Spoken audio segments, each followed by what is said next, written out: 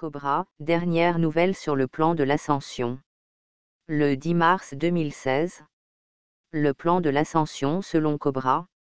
Le moment est venu de divulguer une grande partie du plan de l'ascension pour cette planète. Heureusement pour nous, la super vague galactique que nous attendons est celle du milieu du cycle, et sera beaucoup plus douce que la précédente, qui a d'ailleurs causé le renversement géomagnétique Gutenberg, l'extinction massive des espèces, lors du Pléistocène, il y a 13 000 ans et conséquemment le déluge de l'Atlantide. Pourtant, elle sera assez forte pour balayer toute obscurité de notre système solaire, l'enlever de la surface de la planète et déclencher l'événement. Le point central de cette transformation cosmique a déjà été déterminé, il y a 26 000 ans et a été fixé au moment de la croix fixe de l'éclipse solaire totale, le 11 août 1999. Ce point central est remarquablement près de la date exacte de l'alignement du solstice solaire avec l'équateur galactique. L'astronome Jean Millet a calculé que cet alignement a eu lieu en mai 1998. Smoliakov a raffiné cette date au 7 mai 1998. Les Pléiadiens m'ont communiqué que la date exacte était le 17 mai 1998. C'est le jour où la destinée de cette planète a été décidée et que les forces de la lumière savaient, sans l'ombre d'un doute, que le plan de l'ascension serait réussi. Après l'ouverture de la fenêtre de l'ascension en 1975, il y a eu beaucoup de lumière, en provenance de dimensions supérieures, qui a commencé à s'écouler vers la population de la surface et cela a déclenché l'éveil de masse du véritable mouvement New Age durant les années 1980. Malheureusement, les êtres ascensionnés ne connaissaient pas la pleine puissance de l'anomalie primaire et ne pouvaient pas arrêter les forces obscures, qui agissaient dans l'ombre. L'obscurité a infiltré le mouvement New Age, s'est infiltré aussi dans le programme spatial Solar Warden et a finalement pris le contrôle de la planète et du système solaire, au début de 1996. Entre 1996 et 1998, les forces de la lumière étaient vraiment en état de stupéfaction, elles ont dû se regrouper et le plan de l'ascension a dû être actualisé. La flottille pléiadienne a commencé à revenir dans le système solaire en 1998 et, le 17 mai 1998, elles ont reçu des parties du nouveau plan de l'ascension, en provenance de sources supérieures. Le commandement Ashtar a commencé à revenir dans le système solaire au début de 1999 et a évacué la majorité de l'humanité de la Terre vers les Pléiades, en août 1999. Avant 1999, l'humanité de la Terre était constituée d'environ 70 milliards d'âmes, sur le plan éthérique et astral, et d'environ 6 milliards d'êtres humains incarnés. La majorité des 70 milliards d'âmes humaines non incarnées a été évacuée massivement le 14 août 1999 vers les vaisseaux mers du commandement Ashtar, puis transportés sur une certaine planète, à la périphérie de l'amas stellaire des Pléiades, où ils ont commencé à recevoir la guérison dont ils avaient grandement besoin. Les seules âmes qui restent sur le plan éthérique et astral sont celles des êtres qui étaient des otages directs des archontes, non physiques, celles qui sont très attachées au plan physique et celles qui ont décidé de rester ici, pour aider les humains physiques, en tant que guides spirituels. Entre 1998 et 2016, les forces de la lumière ont gardé le plan de l'ascension strictement confidentiel, pour empêcher l'obscurité d'interférer avec celui-ci. De nombreuses personnes qui canalisent et beaucoup de gens intuitifs ont tenté d'accéder au plan de l'ascension, mais n'ont pas reçu de réponse.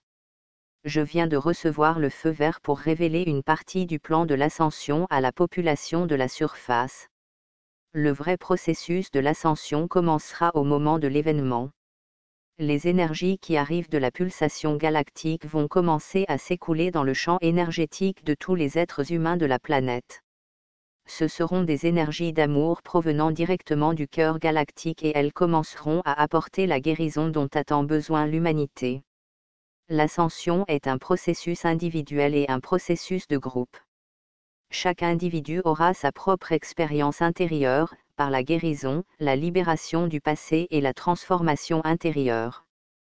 comme beaucoup de gens passeront par le même processus en même temps, cela renforcera le champ de lumière autour de la planète et ouvrira la voie pour beaucoup d'autres qui, autrement, ne pourraient pas le faire. La durée complète du processus de l'ascension devrait être de quelques années, pour les êtres les plus avancés, et un peu plus pour les autres.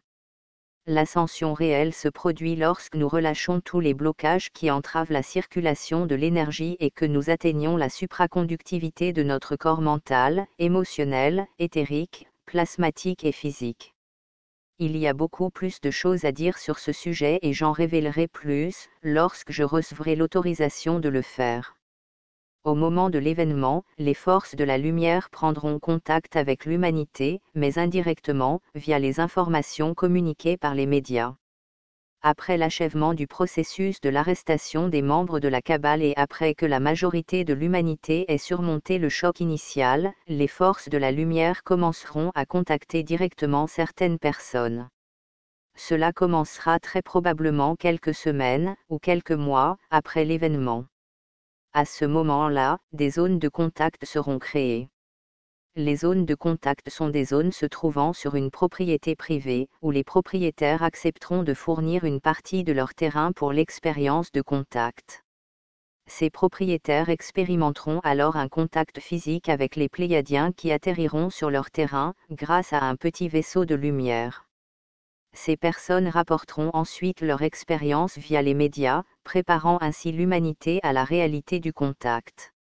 Ces zones de contact seront de plus en plus nombreuses, jusqu'à ce qu'une certaine masse critique soit atteinte pour le premier contact. Le premier contact est le début des relations diplomatiques officielles entre l'humanité de la Terre et des races extraterrestres positives.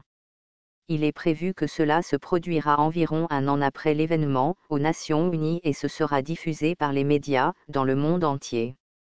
Après le premier contact, les races extraterrestres positives commenceront à distribuer leur technologie avancée, ce qui amènera rapidement l'humanité de la Terre dans l'âge d'or de la 5e dimension. Au même moment, de nombreux individus éveillés commenceront à s'installer à différents endroits, pour créer des communautés, appelées des zones de lumière. Puisque l'influence des archontes non physiques sera enlevée, ils apprendront finalement à vivre ensemble, en harmonie, dans ces communautés, chaque individu poursuivant son but le plus élevé et créant ainsi un magnifique mandala de lumière. Les zones de lumière croîtront et évolueront, leurs fréquences vibratoires s'élèveront et dans quelques années, elles se connecteront au vaisseau mère du commandement Ashtar par des colonnes de lumière. Ces colonnes de lumière accéléreront le processus de l'ascension du groupe. Les chambres de l'ascension sont constituées d'une technologie organique positive très avancée qui augmente notre fréquence vibratoire et qui est un excellent outil pour aider notre processus d'ascension. Elles seront utilisées après le premier contact pour accélérer le processus de l'ascension pour ceux qui sont prêts. Après le premier contact, les vaisseaux du commandement Ashtar et de la Confédération galactique seront de plus en plus visibles, car ils ne seront plus voilés et leur position sera vue dans l'ensemble du système solaire. Victoire de la lumière.